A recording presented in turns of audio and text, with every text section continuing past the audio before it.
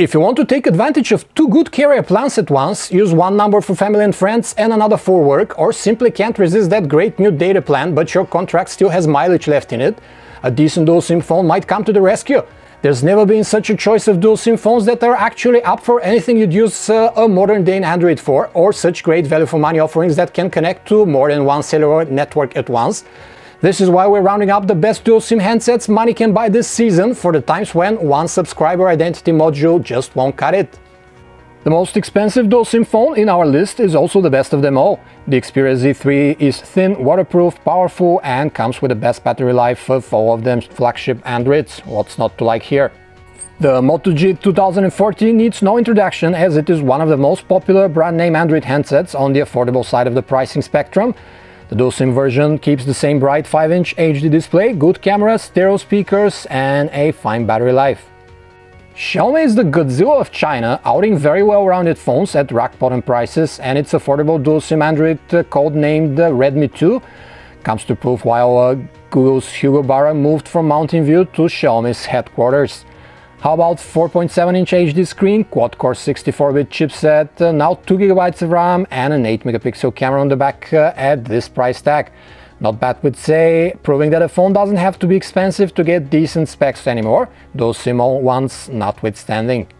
The LG G3 was the first phone from a major brand to sport a 5.5-inch Quad HD display. Dimensions are very compact for the screen size. We also have Snapdragon 801, 3GB of RAM and a microSD slot. The main 13-megapixel rear camera comes with the company's improved optical image stabilization and has a laser autofocus assist beam. 5.5-inch 1080p display, octa-core chipset, 13-megapixel rear camera, 5-megapixel frontal and a generous 3000 plus mAh battery. What's not to like in the new dual SIM M1 Note for this price? One of the highlights of the Honor 6 Plus is its dual camera system that's found on the back, consisting of two 8-megapixel sensors. Huawei calls this symmetrical dual camera technology, mentioning ultra-fast focus times and variable aperture amongst its benefits. Other than that, the phone is sporting a 5.5-inch 1080p display, LTE connectivity, 3GB of RAM, microSD card slot and a generous 3600 mAh battery. The HTC One E8 is a version of the manufacturer's flagship M8. The big difference is in the choice of materials employed by HTC. The E8 uses a plastic casing instead of the aluminum unibody construction.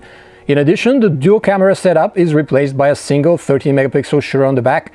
The use of plastic makes the E8 lighter than the One M8, and since it is offered in China, it comes with dual SIM slots. It's not hard to see why Indian customers are crazy about this Yureka here. The smartphone costs $145 but offers features that you usually find on pricier devices: a 5.5-inch 720p display, LTE connectivity, 64-bit Snapdragon 615 processor, 2GB of RAM and a 13-megapixel rear camera. On its own, the dual SIM Nokia Lumia 630 has a lot to offer. The mostly smooth performance, it's upgradable to Windows 10 for phones when it lands. We also get very good display-free offline navigation, and that makes it a very good value for the money. Another great new value for money dual SIM offering from Lenovo. The P70 is armed with one of the largest phone batteries ever. The 4000 mAh unit offers 16 hours of video playback. That's twice what most other phones are achieving. We also get a 5-inch 720p display, octa-core MediaTek chipset, 2GB of RAM, microSD card support, and there's also a 13-megapixel camera on the back.